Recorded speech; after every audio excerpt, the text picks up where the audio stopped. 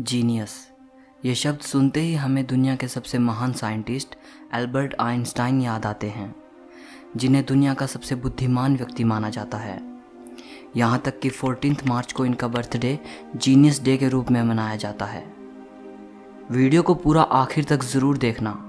आप sir Einstein के बारे में 32 ऐसी बातें जानोगे जो वाकई आपको हैरान कर देंगी। नंबर 32।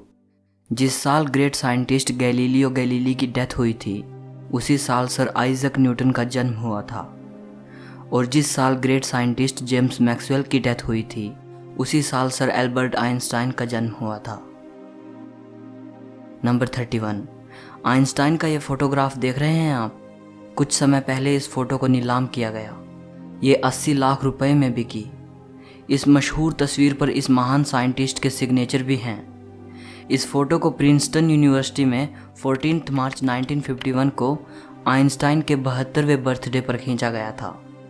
फोटोग्राफर आइंस्टाइन को मुस्कुराने के लिए कह रहा था, लेकिन सर आइंस्टाइन उस दिन कई फोटोग्राफर्स के लिए ऐसा कर चुके थे, इसलिए हंसने की बजाय उन्होंने जीभ बाहर निकाल दी। नंबर 30।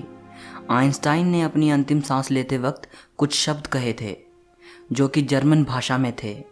अनफॉर्चुनेटली जो व्यक्ति उस समय उनके साथ मौजूद था वो जर्मन भाषा नहीं जानता था।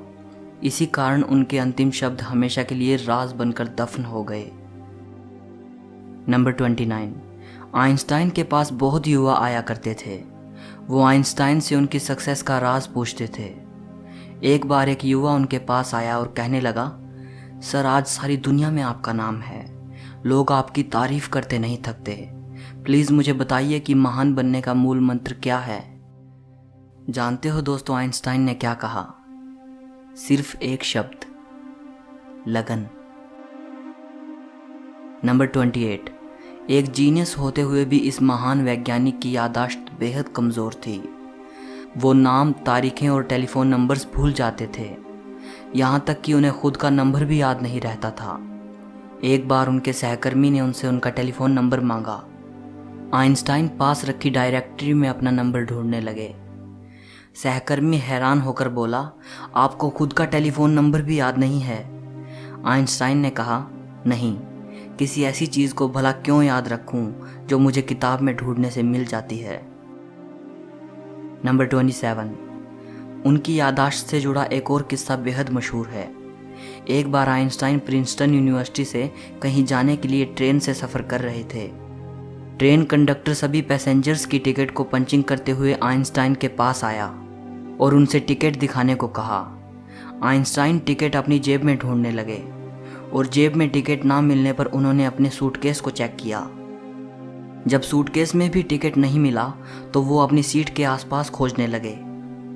कंडक्टर आइंस्टाइन को अच्छी तरह जानता था। उसने कहा कि यदि आपकी टिकट गुम हो गई है तो कोई बात नहीं, मुझे विश्वास है कि आपने टिकट ज़रूर खरीदी होगी। और ये कहकर वो दूसरे पैसेंजर्स की टिकट चेक करने लगा।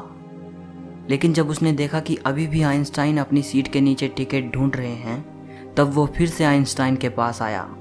फिर उनसे कहा कि वो टिकट के लिए परेशान ना हों, उनसे टिकट नहीं मांगा जाएगा।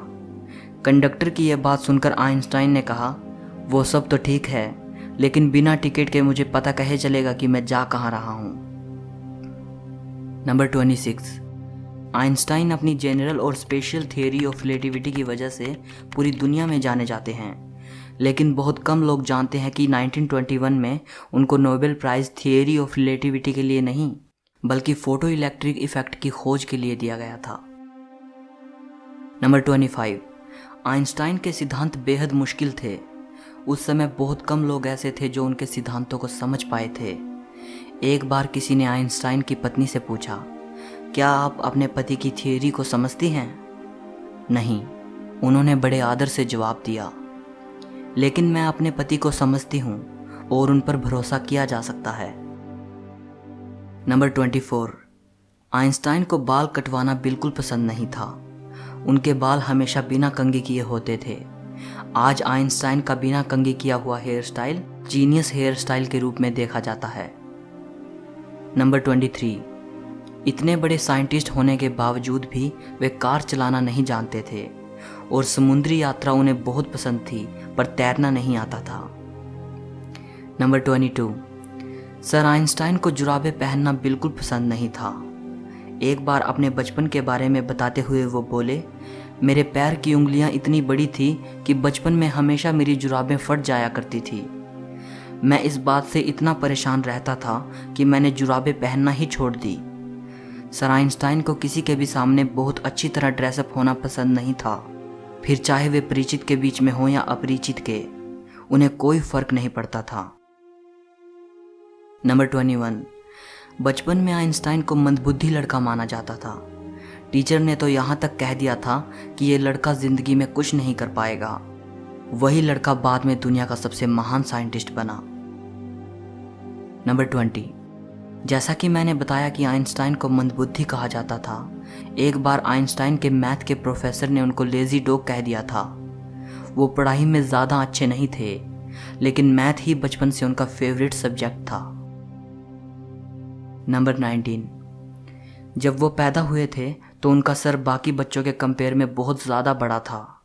डॉक्टर्स ने उन्हें मानसिक तौर पर विकलांग कह दिया था। 7 साल का होने से पहले पढ़ना शुरू नहीं किया था। वे हमेशा लड़ते हुए स्कूल जाते थे।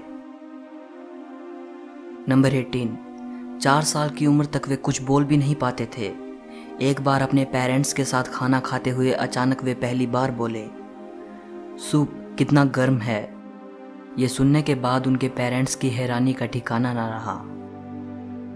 नंबर 17, आइंस्टाइन को साइंस में इंटरेस्ट तब हुआ जब वो 5 साल के थे और उनके पिता ने उन्हें एक कंपास ला कर दिया।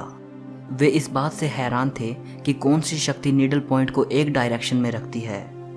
बस यहीं से उनके अंदर साइंस को लेकर इंटरेस्ट पैदा हो गया। नंबर 16, अमेरिका की विश्व विख्यात टाइम्स मैगजीन ने 1999 में एल्बर्ट आइंस्टाइन को पर्सन ऑफ द सेंचुरी, 20वीं सदी का सबसे महान व्यक्ति करार दिया था। नंबर 15, साल 1952 में आइंस्टाइन को इजराइल का राष्ट्रपति बनने का ऑफर आया, लेकिन उन्होंने ये कहकर ऑफर के लिए मना कर दिया कि वे पॉलिटिक्स के लिए नहीं बने बल्कि साइंस के लिए बने हैं। नंबर 14, आपका फेवरेट साइंटिस्ट कौन है?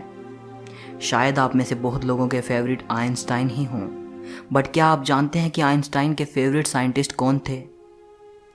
Galileo Galilei. नंबर 13, पशु पक्षियों से उन्हें बेहद लगाव था। घर में उन्होंने एक बिल्ली पाली थी जो बारिश के मौसम में हमेशा उदास रहा करती थी। वे बिल्ली से कहते थे, मैं जानता हूँ कि तुम्हारे साथ गलत हो रहा है, लेकिन मैं ये नहीं जानता कि इस बारिश को कैसे ख़त्म करूँ। नंबर 12, आइंस्टाइन को सिगार पीना बहुत पसंद था। आप उनके कई फोटोग्राफ्स में उन्हें सिगार पीते देख सकते हो। एक बार वे जल यात्रा के दौरान नदी में गिर गए और बाहर निकले तो पूरी तरह भीग चुके थे, लेकिन इस दौरान भी उन्होंने बड़ी हिफाजत से अपनी पाइप को बचाए रखा। नंबर 11, आइंस्टाइन ने परमाणु बम का आविष्कार नहीं किया, लेकिन उसे बनाने में उन्हीं के दिए सूत्रों का अहम रोल था। बाद में उन्हें इस बात का बहुत अफसोस हुआ कि उनके दिए सूत्र पूरी मानवता को खत्म कर सकते हैं। नंबर 10, आइंस्टाइन युद्ध को बेहद खतरनाक मानते थे। एक बार उनसे प्रश्न किया गया कि तीसरा विश्व युद्ध किस तरह के हथियारों से लड़ा जाएगा। इस बारे में उनका जवाब था, यह तो नहीं कहा जा सकता, मगर इतना ज़रूर कह सकता हूँ कि चौथा विश्व युद्ध पत्थरों से लड़ा जाएगा, क्योंकि तीसरे विश्व युद्ध से ये उन्नत सभ्यता नष्ट हो जाएगी और मानव फिर से स्टोन एज में चला जाएगा। नंबर 9, जब लोग आइंस्टाइन से उनकी प्रयोगशाला के बारे में पूछते थे तो वे अपने सर की ओर इशारा करके मुस्कुरा देते थे। एक साइंटिस्ट ने उनसे उनके सबसे ज़रूरी उपकरण के बारे में पूछा तो उन्होंने अपना फाउंटेन पेन दिखाया। उनका दिमाग उनकी प्रयोगशाला थी, उनका फाउंटेन पेन उनका उपकरण था। नंबर 8, पूरे फोकस के साथ काम करने के लिए वो अपने आराम में कोई कसर नहीं छोड़ते थे, इसलिए पूरे 10 घंटे की नींद लिया करते थे ताकि अच्छे से अपना काम कर पाएं। नंबर 7, एल्बर्ट आइंस्टाइन अपने ऑटोग्राफ के लिए $5 लेते थे और स्पीच के लिए $1000 लेते थे और बाद में ये सब चैरिटी में दे देते थे।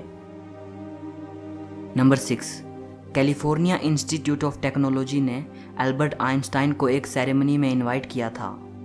आइंस्टाइन अपनी वाइफ के साथ वहां गए। उन्होंने वहां माउंट विल्सन पर मौजूद अंतरिक्ष वेधशाला भी देखी। उस वेधशाला में उस समय तक बनी दुनिया की सबसे बड़ी अंतरिक्ष दूरबीन रखी थी। इतनी बड़ी दूरबीन को देखकर आइंस्टाइन की पत्नी ने वेधशाला के इंचार्ज से पूछा, इतनी बड़ी दूरबीन से आप क्या देखते हैं? इंचार्ज को लगा कि मिसेज आइंस्टाइन को एस्ट्रोनॉमी का ज्ञान कुछ कम है। उसने बड़े रौब से जवाब दिया, इससे हम ब्रह्मांड के रहस्यों का पता लगाते हैं। मिसेज आइंस्टाइन ने कहा, बड़ी अजीब बात है, मेरे पति तो ये सब उनको मिली चिट्ठियों के पन्नों पर ही कर लेते हैं। नंबर 5, जब आइंस्टाइन प्रोफेसर थे तब एक दिन एक स्टूडेंट उनके पास आया। वो बोला, इस साल की परीक्षा में वही प्रश्न आए हैं जो पिछले साल की परीक्षा में आए थे। आइंस्टाइन ने कहा, हाँ, लेकिन इस साल उत्तर बदल गए हैं। नंबर 4, आइंस्टाइन का एक पत्र जिसमें उन्होंने ईश्वर और धर्म को लेकर अपने विचार लिखे थे 20 करोड़ 38 लाख रुपए में बिका। यह पत्र उन्होंने अपनी मृत्यु से 1 साल पहले लिखा था। 2 पन्नों का यह पत्र 3 जनवरी 1954 को जर्मनी के दार्शनिक एरिक गटकाइंड को लिखा गया था, जिन्होंने आइंस्टाइन को अपनी नई book choose life the biblical call to revolt पढ़ने के लिए भेजी थी। इस बुक के जवाब के तौर पर आइंस्टाइन ने एरिक को यह पत्र लिखा था। पत्र में वो कहते हैं, मेरे लिए भगवान कुछ भी नहीं बल्कि लोगों की कमजोरी से पैदा हुआ एक शब्द है। बाइबल आदरणीय तो है लेकिन प्राचीन कहानियों का संग्रह मात्र है। वे आगे लिखते हैं, किसी तरह की व्याख्या चाहे वो कितनी ही रहस्यमयी क्यों ना हो, इस बारे में उनके विचारों को नहीं बदल सकती। नंबर 3, आइंस्टाइन की मृत्यु के बाद डॉक्टर थॉमस हार्वे ने आइंस्टाइन की फैमिली की इजाज़त लिए बगैर ही उनके दिमाग को रिसर्च के लिए निकाल लिया था। इस हरकत के लिए डॉक्टर हार्वे को नौकरी से निकाल दिया गया, लेकिन उन्होंने कहा कि ऐसा उन्होंने सिर्फ रिसर्च के लिए किया है और वो वादा करते हैं कि आइंस्टाइन के दिमाग पर रिसर्च करेंगे। उनके दिमाग को 20 सालों तक एक जार में रखा गया और उस पर रिसर्च की गई। रिसर्च में पाया गया कि उनके दिमाग में आम इंसान से ज़्यादा सेल्स थे। यही वजह थी कि उनका दिमाग बहुत असाधारण सोचता था। नंबर 2, आइंस्टाइन अगर चाहते तो और भी जी सकते थे। अपने आखिरी समय में जब वो बीमार हुए तो डॉक्टर्स ने उनका ऑपरेशन करना चाहा, तो आइंस्टाइन ने इसके लिए मना कर दिया। उन्होंने कहा, अब ज़िंदगी को मशीनों के सहारे चलाना बेकार है। मैं अपनी ज़िंदगी जी चुका हूँ, आर्टिफिशियल तरीके से जीने में कोई मज़ा नहीं। नंबर 1, सोरबोन यूनिवर्सिटी में 1930 में आइंस्टाइन ने कहा था, अगर मेरी थियोरी सही साबित हो जाती है तो जर्मन मुझे आदर्श जर्मन नागरिक कहेगा और फ्रांस मुझे विश्व नागरिक का सम्मान देगा।